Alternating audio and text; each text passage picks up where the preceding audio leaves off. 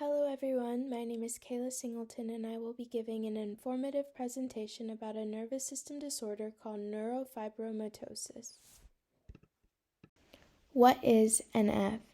NF is a genetic disorder and there are 3 different types of neurofibromatosis: NF1, NF2, and schwannomatosis. I will go into detail about each 3 of these categories and their symptoms later on. The Mayo Clinic in 2021 categorized this genetic disorder as tumors that form and grow on nerve tissue. These tumors can be anywhere in the body, including the brain, spinal cord, and nerves.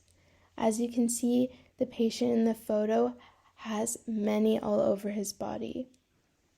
These tumors are mostly benign, meaning non-cancerous, but if the condition becomes worse over time, they can become malignant and cancerous and spread throughout the body.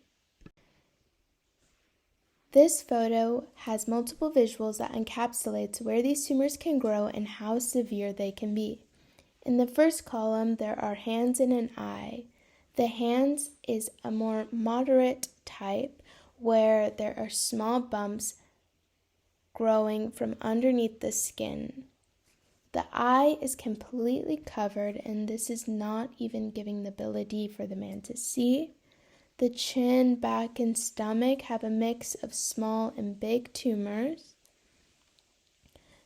The next photo shows small birthmarks all over the skin. On the iris, there are small tumors. And in the last photo, it just shows freckling in an unusual area. Now I will be discussing the different types of neurofibromatosis. So the first one is NF1, and with this, café au lait spots are present and they can be found anywhere on the body. As you can see in the photo, the patient has many all over the back. With NF1, there are neurofibromas present, which are small tumors growing underneath the skin. There can be clusters of freckles in unusual places, such as the armpits, groin, and under the breast. And NF1 affects 1 in 3,000 people. This type is usually diagnosed in childhood since the characteristics are present at birth. The next type is NF2, and due to the development of benign tumors, it could cause slow-growing tumors to be present in both ears, and this can contribute to either hearing loss, ringing, or buzzing within the ears. Many patients with NF2 have difficulty with balance, and the symptoms often start within their teen years, but most likely diagnosed in adulthood. You can get tumors inside of the brain, spinal cord, or along the nerves of the arms and legs. And with this location, there could be symptoms such as weakness in the arms and legs and persistent headaches. This type affects 1 in 25,000 people, and 50% of people do not have a NF history in their families. Schwannomatosis is a rare case of neurofibromatosis, and multiple tumors grow on the coverings of peripheral nerves throughout the body. As you can see, the patient in the photo has multiple tumors, and this could cause debilitating pain and neurological dysfunction. Symptoms can vary depending on the location, and this type affects 1 in 45,000 people. The causes of neurofibromatosis is a mutation. Each different type has its mutated chromosome. In NF1, chromosome 17, which is neurofibromin, a protein, is responsible for the regulation of cell growth.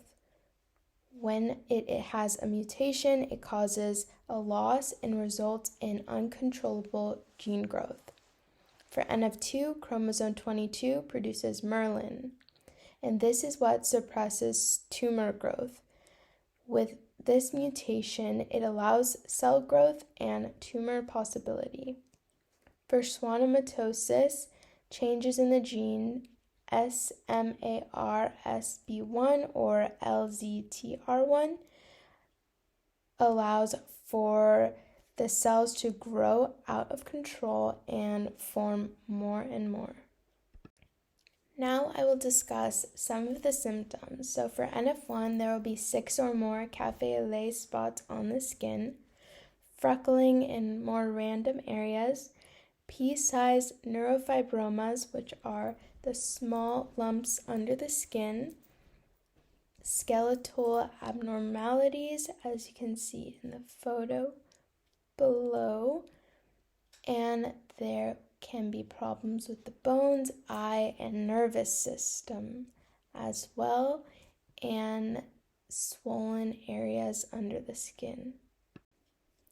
Some symptoms of NF2 include issues with balance and walking.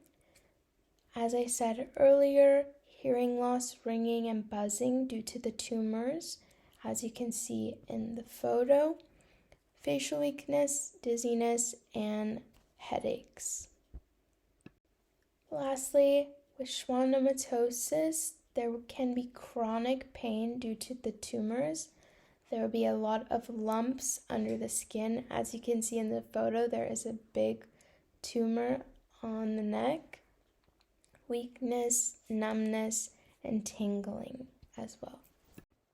Diagnostic tools and tests are essential to see if a patient has neurofibromatosis. MRI or CT scans can help visualize tumors and assess their location and size. Genetic testing can identify mutations associated with specific NF types. And the examination of the eyes, hearing, and balance can allow for niche nodules to be detected, difficulty hearing due to obstruction, and balance problems in people who have NF2. Unfortunately, there is no cure for neurofibromatosis. NF can significantly impact quality of life through symptoms requiring ongoing medical care and support. It can also affect career and relationships due to the physical and psychological challenges patients with this condition may face. However, there are ways for symptoms to be relieved. One method being removing the tumors with a surgery. As you can see in the photo, this shows a transformation of the tumor being removed via surgery. Another method is stereotactic radiosurgery. This is a method that doesn't need the use of an incision, and instead it delivers radiation to the tumor. Lastly, another way to help with the painful symptoms is with the use of a medication. Who is at risk for neurofibromatosis?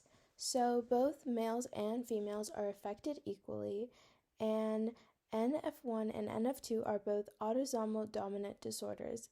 This means that any child of a parent with the disorder has a 50% chance of inheritance. To determine if an individual has the gene, genetic testing can be performed. Ultimately, this disorder affects individuals of any age, sex, race, or socioeconomic status. I wanted to highlight a few important facts about neurofibromatosis, the first one being that May is Neurofibromatosis Awareness Month, and I incorporated a photo of the ribbon down below. And within this month, a large community gathered together to fund important research for effective treatments, which is so important since there is no current cure. This could help advance that and help people all over the world. Approximately 120 people are born with NF1 each day, and this means that there is one new patient every 12 minutes. Neurofibromatosis is one of the most common neurological disorders that is caused by a single gene mutation.